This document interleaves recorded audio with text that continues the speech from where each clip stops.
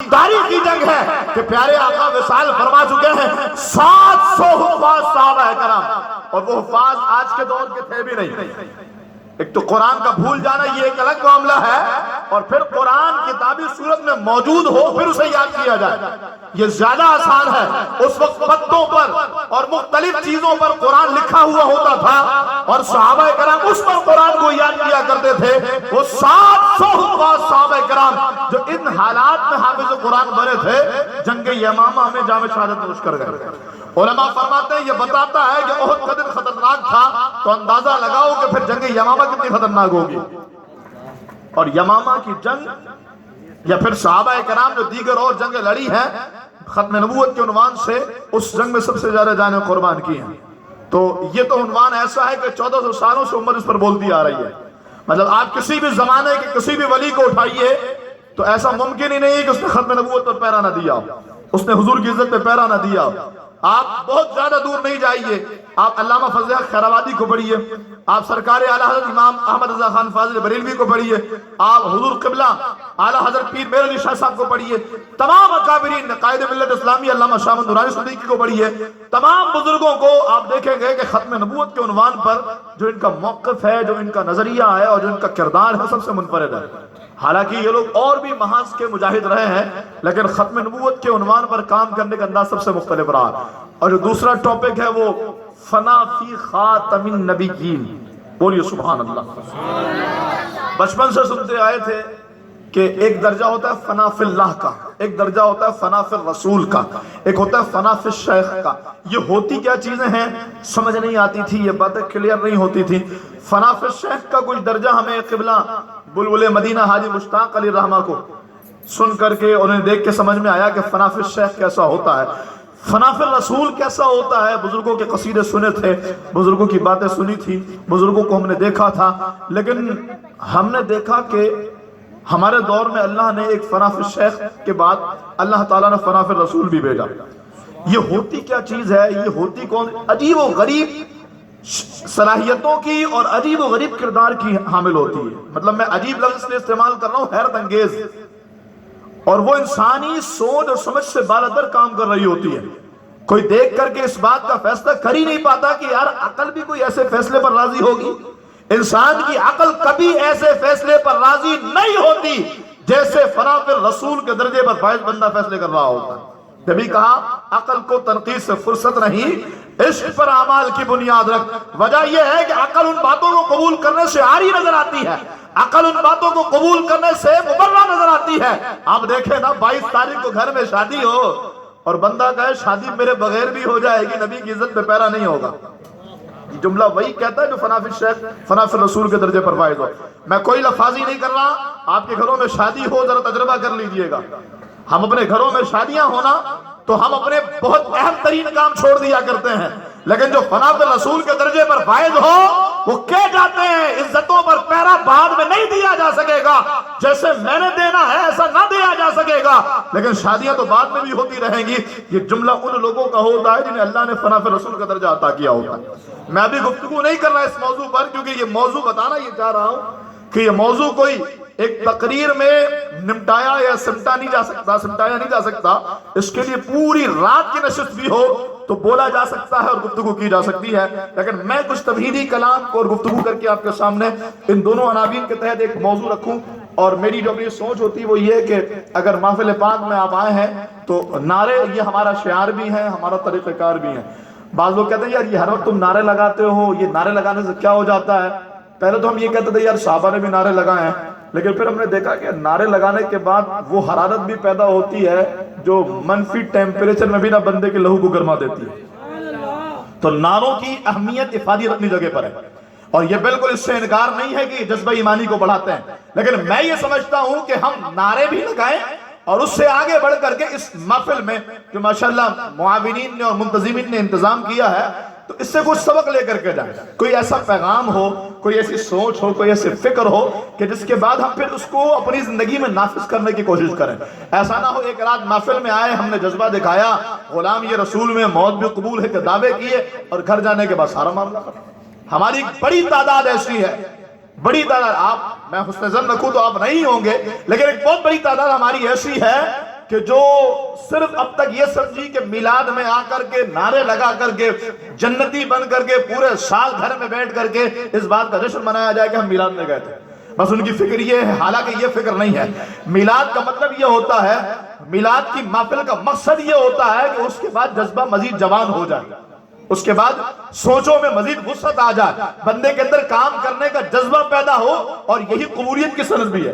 وہ جیسے کہتے ہیں نا کہ اعتکاف میں تو بہت سارے لوگ بیٹھتے ہیں، لیکن یہ پتہ کیسے لگے گا کہ بندے کا اعتکاف میں بیٹھنا قبول ہو گیا؟ تو کہا اگر رمضان کے اعتکاف کے بعد بھی بندے کا نماز پڑھنے کو جی کرے، مسجد میں آنے کو دل کرے، قرآن ختم کرنے کو دل کرے، تو پھر سمجھ جاؤ کہ اس کے اعتکاف میں دل بھی لگا ہے اور اللہ نے اعتکاف قبول بھی کر لیا۔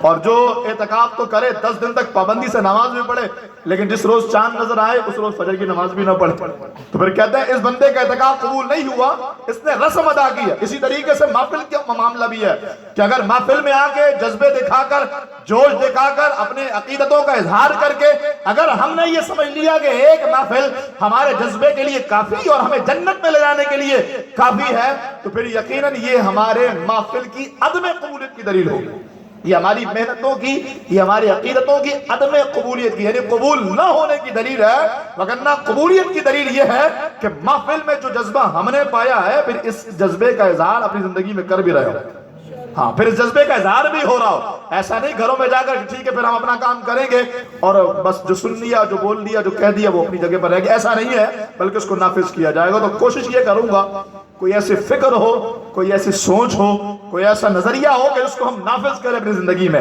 اور پھر جو محفل کرانے والے ہیں اللہ تعالیٰ اس محفل کو ان کے لیے توشہ آخرت بنا دے، اللہ تعالیٰ ان کے لیے بہترین صدقہ جاریہ بنا دے، تاکہ بعد میں بھی جب وہ محفل کریں تو وہ یہ نہ کیا کر لیتے ہو بھائی محفل کر کے، اتنا اہتمام کر کے، اتنا کر کیا لیا تم نے، تو وہ سینہ چوڑا کر کے کہہ سکے حضور کی ناموس کے اتنے پہرےدار بنا ہے، فجر کے نماز میں اتنے نمازی بنا ہے، اور سرکار کے نام پر کٹ مرنے والے اتنے عاشقان مصطفیٰ پیدا کیے۔ یہ ہو محفل کا مقصد، یہ ہو صرف نعرے لگا کر کے یا صرف ہم محفل میں آ کر کے بیٹھ کے گھر چلے جائیں، یہ مطمع نظر ہرگز نہیں ہوتا اور نہ ہی ہونا چاہیے۔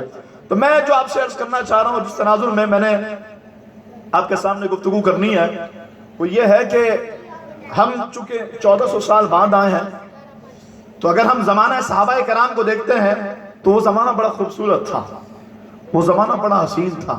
اگرچہ بڑی آزمائشیں آئیں، اگرچہ بڑی صعوبتیں آئیں، اگرچہ بڑی مشقتیں آئیں، لیکن صحابہ کرام نے بڑا خوبصورت زمانہ پایا، اور وہ زمانہ یہ تھا کہ انہوں نے پیارے آقا علیہ السلام کا سر کی آنکھوں سے دیدار کیا۔ یہ بچوں خاموش ہو جائے، پیارے آقا علیہ السلام کا سر کی آنکھوں سے دیدار کیا ہے، اور اس بنیاد پر کہ جس نے سرکار کا زمانہ پایا اور سر کی آنکھوں سے دیدار مصطفیٰ کیا، اب اس کا مرتبہ اتنا اعلیٰ ہے کہ سارے روئے زمین کے اولیاء مل کر اس صحابی کے مرتبے کا مقابلہ نہیں کر سکتے جو صرف حضور پر ایمان لایا بس۔ یعنی حضور کے صحابہ میں ایسے لوگ بھی شامل ہیں، ایسے نفوذ بھی شامل ہیں جنہوں نے اسلام قبول کیا اور انتقال کر گئے، کلمہ پڑھا، اسلام قبول کیا، صحابی بنے، انتقال کر گئے، ساری زندگی کفر میں گزری، صرف ایک نظر حضور کو دیکھ کے کلمہ پڑھا اور اس کے بعد انتقال کر گئے۔ ایک شخص کے بارے میں آتا ہے کہ جنگ ہونے والی تھی اور وہ مخالفین اور دشمنوں کی صف میں تھا، کافروں کی صف میں، پیارے محبوب کو دیکھتا ہے تو چہرہ بڑا حسین لگتا ہے، اور وہ پیارے آقا علیہ السلام کے لیے آگے بڑھتا ہے اور پیارے آقا علیہ السلام سے آگے کہتا ہے کہ اگر میں ایمان لے کر آ جاؤں تو کیا میرے سارے گناہ معاف ہو جائیں گے؟ تو پیارے آقا نے فرمایا بالکل، اسلام اپنے پچھلے سارے گناہ مٹا دیتا ہے، اسلام لانے والے کے پچھلے سارے گناہ معاف کروا دیتا ہے۔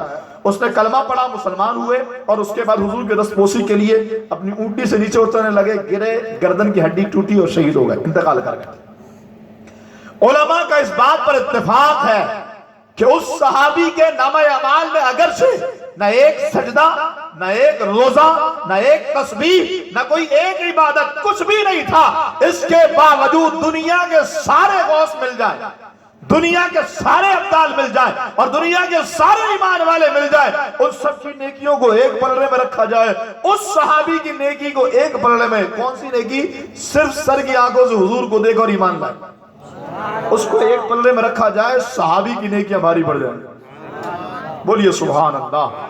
اچھا میں نے شاید بولا صرف نعرے نہیں لگانے، تو آپ نے کب نعرے لگانے ہی ہیں. ہر صحابی نبی جنتی جنتی. اچھا میں ویسے عرض کروں، ماشاءاللہ میں نے آپ کا جذبہ دیکھا، لیکن سرجانی ٹاؤن والوں کا جذبہ ایسا نہیں ہے. جو میری اپنی سوچ ہے، میری تقریریں ہوئی ہیں کچھ، تو ایسا جذبہ نہیں ہے. اور نہ سرجانی ٹاؤن کے لڑکے ایسے ہیں جیسا آپ کے پاس یا آپ دکھا رہے ہیں. تو اگر جذبے کا اظہار ہو تو پھر اس انداز سے ہو کہ واقعی وہ جذبہ ہو، واقعی وہ للکار ہو. اب جیسے کسی نے کہا منصب نبی اور کہہ رہے فقتل، یہ کیا ہے؟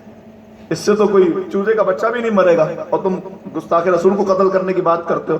محاذ بہت بڑا ہے، معاملہ بہت بڑا ہے، اور حالات بہت سنگینی کی طرف جا رہے ہیں. بابے نے وہ جملہ ضرور کہا ہے کہ بس یہ ہچکولے کھا رہا ہے، دین تک پہ آنے والا ہے. مجھے کسی نے بڑی خوبصورت بات کی، انہوں نے کہا کہ دیکھو بھائی، ڈاکٹر اقبال نے پاکستان کا خواب دیکھا تھا، لیکن پاکستان بننے پہ اقبال تھے؟ بولو نا یار. اچھا سوچ رہے ہیں، نہیں تھے نا. پاکستان بنتے وقت اقبال نہیں تھے، وصال کر چکے تھے. تو بابے نے بھی پاکستان میں نظام مصطفیٰ کا خواب دیکھا، لیکن بابے کا وصال ہو گیا. لیکن یہ بات مت بھولو کہ بابا کہہ رہے ہچکولے کھا رہا ہے، دین تک میں آنے والا ہے. لیکن اقبال کے بعد جب پاکستان بنا ہے تو ایسے ہی بن گیا تھا، یہ قربانیاں دینی پڑی تھی. ہاں یوں نہیں بن گیا تھا. کوئی سوچے کہ بس ٹھیک ہے بابا چلا گیا اور دین آ جائے گا، دین ایسے آ ہی نہیں سکتا، ممکن ہی نہیں دین ایسے آ جائے. اور بھائی فاران کی چوٹی سے جب صدائے حق بلند ہوئی تھی، میرے اور آپ کے نبی امام الانبیاء خاتم الانبیاء صلی اللہ علیہ وسلم جب موجود تھے، اس وقت دین ایسی تخت پر نہیں آیا. کعبہ مشرفہ میں دین ایسے نہیں آیا. جو سمجھتا ہے گھر میں بیٹھ کے دین تخت پر آ جائے گا، جو سمجھتا ہے کہ ہلکے پھلکے نعرے لگا کر دو چار محفلیں سجا کر دین تخت پر آ جائے گا، دھوکہ دیتے ہو خود کو. سوال ہی نہیں پیدا ہوتا ایسے دین تخت پر آ جائے. پھر کوئی کہہ دی ہماری ذمہ داری بھی نہیں ہے، یہ تو روز محشر پتہ لگے گا ذمہ داری کس کی تھی، یہ تو میدان محشر میں معلوم ہوگا. وہ بابا کہتے ہیں نا، حشر کو ہوگا یہ معلوم کہ جیتا کون اور ہارا کون، یہ وہاں معلوم ہوگا کہ ذمہ داری کس کی تھی.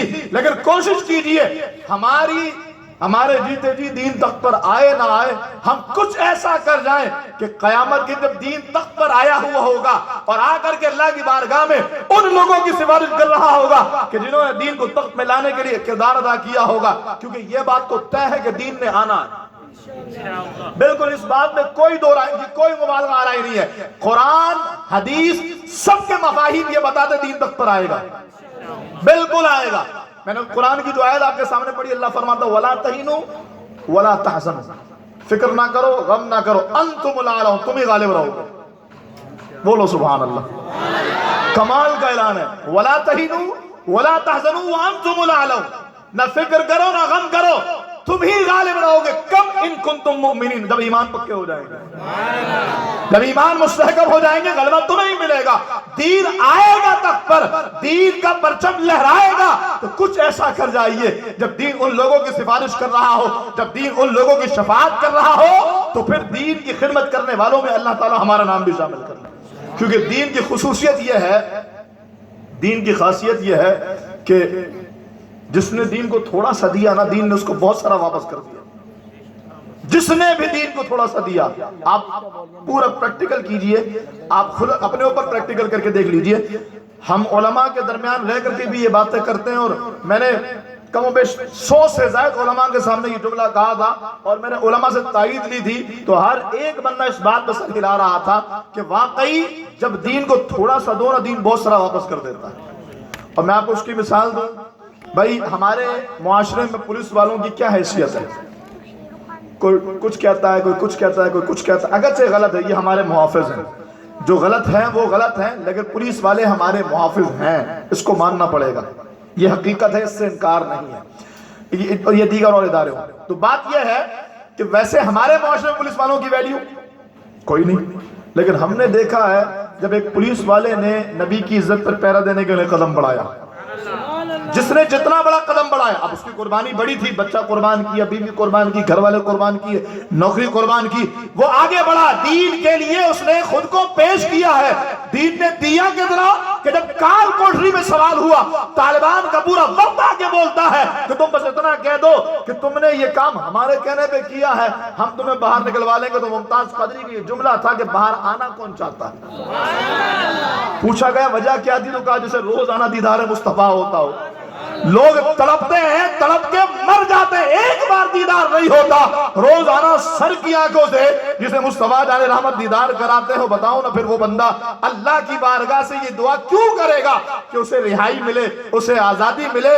بات یہ ہے کہ اس پولیس والے نے خدمت کی تھی، اللہ نے اعزاز کتنا بڑا دیا، 40 سال حدیثیں پڑھانے والے بابے نے دستار قدموں میں رکھ دی۔ غازی تیرے جان نثار، بے شمار بے شمار، غازی تیرے جان نثار، بے شمار بے شمار، لبیک لبیک لبیک یا رسول اللہ، لبیک لبیک لبیک یا رسول اللہ، لبیک لبیک لبیک یا رسول اللہ، لبیک۔ اچھا، ہمارے بعض بھائی ایسے ہوتے ہیں جو ہاتھ نہیں اٹھاتے، قبلہ بابا جی فرماتے ہیں جس کے ہاتھ میں درد ہونا وہ ضرور اٹھانا۔ تو میرا اپنا بھی مشاہدہ یہ ہے کہ جب ہم حضور کی عزت پہ پہرا دینے کی ہمیں سعادت ملی تھی تو وہ پورے یہ بازو سوج گیا تھا اور شل ہو گیا تھا۔ تو جب آنکھ کھلی نا مجھے لگتا تھا کہ یار اب یہ کام بھی نہیں کر رہا ہے۔ تو پھر وہ مجھے بات یاد آئی تو میں نے کہا بس ٹھیک ہے کام نہیں کر رہا، تو ہم نے تو کہا دہن میں زباں تمہارے لیے، بدن میں ہے جان تمہارے لیے، ہمارے یہاں تمہارے لیے، اٹھے بھی وہاں تمہارے لیے۔ تو پھر میں نے کہا بس ٹھیک ہے اب تو پھر اٹھانا ہے۔ بڑی مشکلوں سے، میں سچ کہوں بڑی مشکلوں سے ہاتھ اٹھایا، لیکن کچھ دیر ہاتھ کو وہی حضور کے نعرے لگانے میں ہلانے پر کچھ دیر کے بعد مجھے یاد آیا یار میرے درد بھی تھا، ادھر ختم ہو چکا تھا۔ یہ میرا اپنا ذاتی مشاہدہ ہے۔ تو ہاتھ اٹھا کے سارے بولا لبیک لبیک لبیک یا رسول اللہ، لبیک لبیک لبیک یا رسول اللہ، لبیک لبیک یا رسول اللہ، لبیک لبیک لبیک یا رسول اللہ، لبیک لبیک لبیک یا رسول اللہ۔ اچھا توجہ کیجئے، اس توجہ میں بڑا مزہ ہے جب سے بابا نے سنا ہے۔ بابا کہتے توجہ، میں عرض کر رہا تھا آپ کے سامنے کہ دین کو جس نے تھوڑا سا بھی دیا نا، دین نے اس کو بہت بڑھا کے دے دیا، بہت بڑھا کے دے دیا۔ آپ کے سامنے 20 اس کی مثالیں سامنے ہوں گی۔ میں اپنے موضوع کی طرف آؤں تو پیارے آقا علیہ السلام کے زمانے میں صحابہ نے حضور کا دیدار کیا سر کی آنکھوں سے، مقام اتنا اعلیٰ کہ کوئی سرکار کے صحابہ کے قدموں کے نیچے آنے والی خاک تک بھی نہیں پہنچ سکتا۔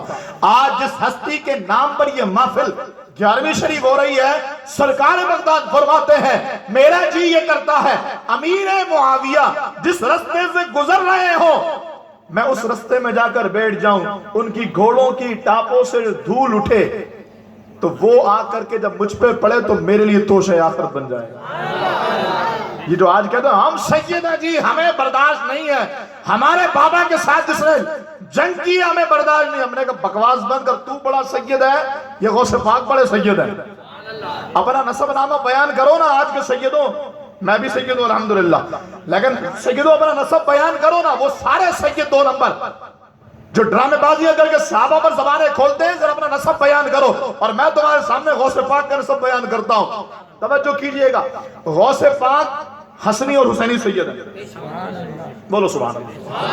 نجیب الطرفین، طرفین کہتے ہیں دونوں کناروں کو، نجیب کہتے ہیں بزرگی والا، جس کی دونوں کنارے بزرگی والے ہوں۔ والدہ بھی سیدہ ہے اور والد بھی سید ہے۔ آپ اپنے والد گرامی کی طرف سے 10 واسطوں سے مولا حسن تک پہنچتے ہیں، بولو سبحان اللہ۔ اور والدہ ماجدہ کی طرف سے آپ 11 واسطوں سے امام حسین تک پہنچتے ہیں۔ اور مزے کی بات آپ کو بتاؤں، امام حسن تک پہنچنے میں جن واسطوں کا ذکر آتا ہے، اسی واسطے میں درمیان میں حضور قبلہ داتا علی حجویری بھی آتے ہیں۔ اور آپ کے لیے حیران کن بات بتاؤں، دادا علی حجویری کہاں پر آتے ہیں؟ جب امام حسن مجتبیٰ کے 2 شہزادے، ایک حسن مثنیٰ اور ایک حضرت زید رضی اللہ تعالیٰ، حسن مثنیٰ سے جناب غوث پاک ہیں اور جناب زید سے داتا علی حجویری ہیں، یعنی ان شخصیات پر آ کر کے ان کا نسب امام حسن تک جاتا ہے۔ یہ کمال کی بات ہے۔ اور ایک اس سے بھی زیادہ مزیدار اور حیرت انگیز بات، اچھا پہلے اس بات کا جواب دیجیے، آپ میں سے بغداد شریف کون کون جانا چاہتا ہے؟ تو دیار غوث کیا دیکھا، مدینے کی گلی دیکھی، اور جو گئے ہیں ان کو پتا ہے بالکل ایسا ہی ہے۔ میں نے اس کا مشاہدہ کیا، سرکار بغداد کی جالیوں کے سامنے کیفیت وہ ہوتی ہے جو حضور کی جالیوں کے سامنے۔ اللہ آپ کو لے کر کے جائے، اللہ کرے آپ جائیں، اللہ آپ کو لے کر کے جائے، نجف اشرف بھی جاؤ، اللہ کرے کربلا معلیٰ بھی جاؤ، اللہ کرے عراق میں مرشد اعظم کے روضے پر بھی جاؤ، تو بالکل وہ کیفیات ہوتی ہیں۔ کہ جو آپ کو سرکار کی بارگاہ میں ملیں گی. میں یہ عرض کر رہا ہوں کہ سرکار بغداد کے بغداد جانے والے سارے ہیں. سرکار بغداد سے بھی بڑے مرشد، سرکار بغداد کے جد اعلیٰ، سرکار بغداد کے یعنی پردادا کہہ لیجئے یا اس سے بھی اوپر کا درجہ کہہ لیجئے، وہ آپ کے شہر کراچی میں آرام فرمائے. آپ کو خوشی بغداد سارے جانا چاہتے تھے، کسی نے سبحان اللہ نہیں بولو. سبحان اللہ، کمال کی بات ہے. یہ سرکار بغداد کے جد اعلیٰ، مرشد اعلیٰ، اس کراچی میں کون؟ وہ کلپٹن کی سرزمین پر عبداللہ شاہ غازی. آپ نسب دیکھیں نا عبداللہ شاہ غازی کا، حسن مصنع سے 2 واسطوں کے ذریعے عبداللہ شاہ غازی آ جاتے ہیں. اور عبداللہ شاہ غازی میں ہی آگے نسب چلے گا تو جناب سرکار غوث پاک کا ہے. یہ بات پہلے نہیں پتا تھی. جب حضور قبلہ مخدوم سمنا، مخدوم اشرف جہانگیر سمنانی کی لطائف شرفیہ پڑھی نا، اس میں یہ بات لکھی تھی. اور جب غور کیا تو واقعی نسب بھی ملتا ہے. تو میں اس سید کی بات کر رہا ہوں. یہ 2 نمبر سید جو اپنے آپ کو سید کہہ کے صحابہ پر بھونکے. ابے تو بڑا سید ہے، یہ غوث پاک بڑے سید ہیں. اب والدہ کی طرف سے 11 واسطوں سے آپ حسینی ہیں. بولو سبحان اللہ. اور اس میں بھی درمیان میں بڑی زبردست شخصیت آتی ہے. وہ کون؟ ہند کی سرزمین پر حضور خواجہ غریب نواز رضی اللہ عنہ. یہ سرکار غوث پاک کے ننیال میں آتے ہیں. کس طرح؟ آپ چلے جائیں سرکار غوث پاک رضی اللہ تعالیٰ کے ننیال میں آگے کہاں؟ امام حسین کی طرف. امام حسین کے بیٹے امام زین العابدین، امام زین العابدین کے بیٹے امام باقر، ان کے بیٹے امام جعفر، ان کے بیٹے امام موسیٰ کاظم، ان کے بیٹے امام علی رضا. علی رضا کے 2 بیٹے، ایک علاء الدین ہے اور علاء الدین جواد رحمہ اللہ، اور ایک حضرت ابراہیم.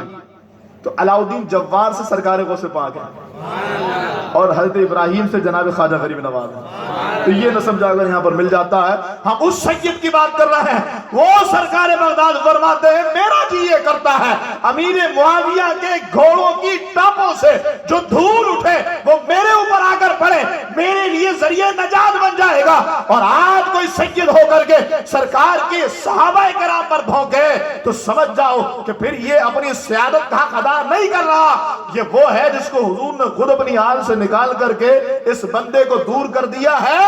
کیونکہ صحابہ تو وہ ہیں جن کے بارے میں اللہ کے حبیب خود فرماتے ہیں جو میرے صحابہ کو برا بولے اس پہ کہو کہ تمہارے شر پہ اللہ کی لعنت ہو، اور سے خود کو دور کرو. تو صحابہ کرام نے زمانہ رسالت پایا، اور جو قربانیاں صحابہ کرام نے دی ایسے کوئی دے ہی نہیں سکتا، ایسے کوئی نہیں دے سکتا. جو صحابہ کرام نے صحبتوں بدر و حنین کی صحبتیں، اللہ اکبر کبیرہ. خیبر کی جنگ کوئی آسان جنگ تھی؟ وہ پچھلے دنوں ہم نے دیکھا اسرائیل میں پروٹیسٹ ہو رہا تھا کسی بات پر. وہ خبیث یہودی نکلے ہوئے تھے، پلے کارڈز انہوں نے اٹھا رکھے تھے کہ ہم خیبر کو نہیں بھولے. اتنی گہری بات تھی. 1400 سال پہلے ان یہودیوں کو کتوں کی طرح مارا ہے. بولو نا سبحان اللہ. لوگ کہتے ہیں ہولوکاسٹ کی ویڈیو شیئر کرو، یہ یہودیوں پر بم گرے گا. میں نے کہا خیبر کو شیئر کرو نا، یہودیوں کی ماں مرے گی، خدا کی قسم مرے گی. یہودی خیبر میں بڑے مضبوط قلعوں میں، بعض روایتوں میں 7 اور بعض میں 12 قلعوں میں ایسے قید اور ایسے خود کو محصور کر کے رکھا ہوا تھا انہوں نے کہ ان کا تصور بھی نہ تھا کہ مسلمان کا بال بھی بکا کر سکیں گے. کتوں کی طرح نکال کے مارا. بولو سبحان اللہ. میں یہ عرض کر رہا ہوں، یہ ترانہ بہت خوبصورت ہے لیکن موقع پر اور موقع کے حساب سے میں یہ عرض کر رہا ہوں کہ خیبر کی جو جنگ تھی وہ بڑی خطرناک اور بڑی خوفناک جنگ تھی. صحابہ کرام نے اس جنگ میں ایسی زیادہ شجاعت حاصل کی ہے کہ دنیا حیران رہ گئی، لیکن ہم اس کو بھول گئے. تو خلاصہ یہ کہ صحابہ نے بڑی عظیم کارنامے انجام دیے، بڑی عظیم قربانیاں دی، اور صحابہ کرام نے دیدار مصطفیٰ کیا.